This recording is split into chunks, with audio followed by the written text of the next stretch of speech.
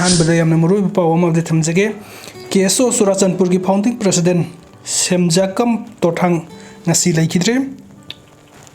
founding president of the Kuki students organization KSO Surachanpur and the chief of Wajing village Sri Semjakam Tauthang ngasi ayu maki residence ta Leikhidre hairi Nongmadi Meetei Amasung Kuki Pullakhigani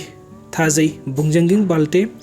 Nongmadi Meetei Amasung Kuki Pullakhigani haibagi thajaba lei haina Fairfield district ki Thanglon assembly constituency dagi ahumlak hanna MLA oirakraba Bharatiya Janata Party BJP ki masak nairaba lusingba Bungjagin Balte na phongdokre wafam asi India Today gi conservative Thajei ga Christmas ki mangoina na khanna na unaba amada phongdokibani unaba adu da Thajei ni Meetei Amasung Kuki amu anna pulakpagi oithokpa leibra haina hangbo hangi paukhumda phongdokibani Bungjagin Balte na makha ta na phongdorakibada mahakna amuk hanna lakani haina hairam kibani nahakti isragi ngamthang da leibani haiki mamang da imphal da unakiba amada sabde saina mahak amuk hanna lakani haina phongdokiba wafam adu Delhi da leiba BJP MLA aduna phongdokibani loinana mahaki constituency da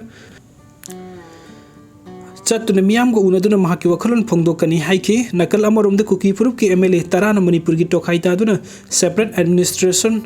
number tawada Bungjagin Balte masamak su yauribani me ahumdagi Meetei amasung Kuki gi marakta hingsa gi thodok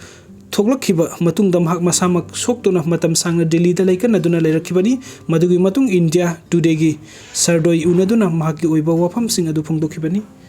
aduga top update amadana nurse lobada lupa lakh yankhai manga dagina humpu phawba lawre haina ngangnare rims tagi hono senja thumja gi matang da thigatpa horagani SSUM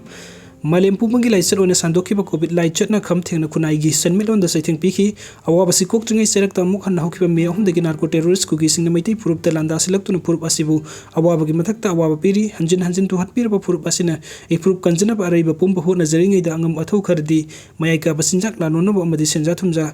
Kuchau thaduna leire haina Socialist Students Union of Manipuri President SDI Meitei na press ta thadurok paserol amana hairi serol asna hai Prime Minister Narendra Modi na senja thumja muthatna ba honar basu Manipur gi leirak konthong da senja thumja gi wari na chakngai wari oirakli nurse ama oina changna ba hona bada yum inkholiyola ga lupa lakh yankhai manga dagina lakh humpu phawo pinare haina miyam thabak yeina bagi pauna wai chaire lanna asukkan na saithing piringai serakta asigumba tahaidaba pau kaya sinthok oina sandorokpa miyamna taraina lobiganu senja thumjana atia pakpadagi sinthok lakliba Regional Institute of Medical Science rimski wafam asi achum mana tragan aranbra haiba SSUM na ngasi dagi sapsana thigatpa horagani loinana mari lenaba Union Minister amadi Prime Minister da ai beseran thaduna miyamna singnariba senja thumjagi wathoki matang thigatna taksilagani miyamna ngangnariba wafam asida achumba manba macha kaya yauri miyamna achumba khangi loina achumbadu miyam mamangda thamlaba leingakta taksinba leiriba pressure group ta democracy na piba thaudang asi SSUM na khungpham lengdana logani senja thumja da senaramba rimski athau angam sing amadi senja thumja da senaramba khudimuk maralgi matung inna lengaki wail na soidana sairak phanghanggani SSUM na leibak ki thakta senja thumja muthatnaba amadi mayai kaba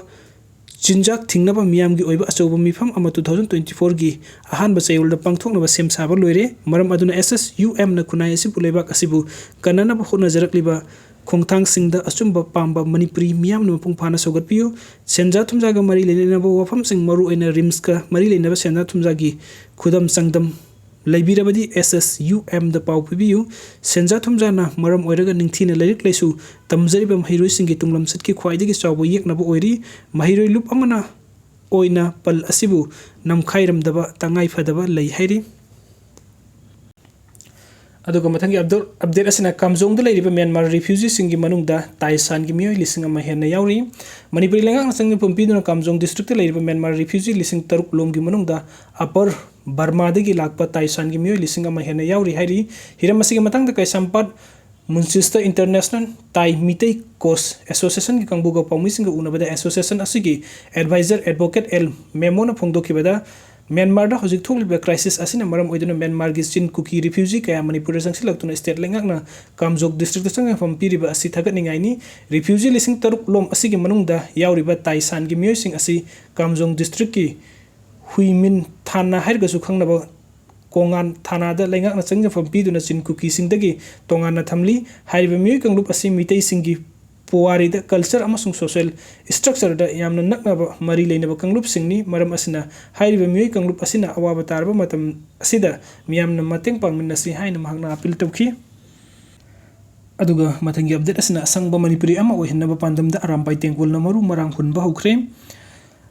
लौरोक अमुक लोखरबा मतुंगदा हांगदुना लेरिबा लोफमसिंग निंगथम मरु मरांग थाजिनदुना असंगबा मणिपुरी अमा ओहिनबा पांदमदा अरामपाई तेंगोलना मरु मरांग हुनबगी थबुक पाइखटपा हौख्रे खोंगतांग असिगी सरुक अमोइन Imphal waste की लिलोंग चाजिंग लौकोलगी लौफम परी यांखैरोंगी Arambai तेंगोल unit 20 गी थौमीसिंग नंगासिदगी हवाई थरक मरु हंगाम मरु अमदी हवाई मुसोरी मरु हुनबगी थौरम पाइखटख्रे थौरम असी मणिपुरी लेंगाकरी एग्रीकल्चर डिपार्टमेंट गी मखादा all Lilong Chajing clubs organisation Manipur को समनदुना पाइखटखिबनी हांगदुना लेरिबा लोफमसिंगदा मरु मरांग हुनबगी थौरम असी लंगथबाल एसिगी एमएलए कराम श्यामना हुदुकी लोइनना एग्रीकल्चर डिपार्टमेंट गी डिप्यूटी डायरेक्टर अकोइजम चित्तरंजन अमदी all Lilong Chajing clubs organisation गी मिहुचिंगना अरामबाई तेंगोल गी थौमीसिंगगा लोइनना पाक चावरबा लौकोल अदुदा मखाताना मरु मरांग सिंग हुनखी मरुरांग हुनबगा मरी लेनना एमएलए के श्यामना लमदम असिगी लौमी सिंगी सनमिटलोन फगतहनबा अमदी हांगदुना लेरिबा लोफमसिंग संहनबगी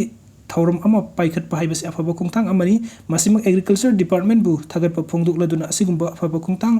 अमा पाइखटपा असिदा लोपुसिंगनसु मतंग पांगबियु हाइने एमएलए के श्यामना अपील तौखि महाकना मखा तारदुना मणिपुरगी ओइरिबा फिबम असिदा पॉलिटिकली सोशली अमदी इकोनॉमिकली अहोंगबो पुरकपा मथौ तारे अरामबाई तेंगोलगी थौमीसिंगना लेबाकगिदमक्ता थौना फाना लौरिबा थौदांगबुसु थगतपा फोंगदोखि अदुगा मथंगी अपडेट असना इम्फाल तमना पुरकपा लुपा लाख 95 रोमगी मेडिकल गी पोलमसिंग कांगपोकपिदा मई थाखरे MST passenger service Imphal Senapati गिदी ngasi चटखिद्रे चुराचंदपुर गिदी फबाक्सौ इखाई कैथेलदा असम राइफल्स ना सलनखिद्रे वीडियो सिंग बिबेगिदमक्ता मयाम पुम नंगपु अमुक हन्ना थगचरी अनौब अपडेट किदमक्ता नुसिबिदना चैनल सब्सक्राइब टुबिरमु थैंक यू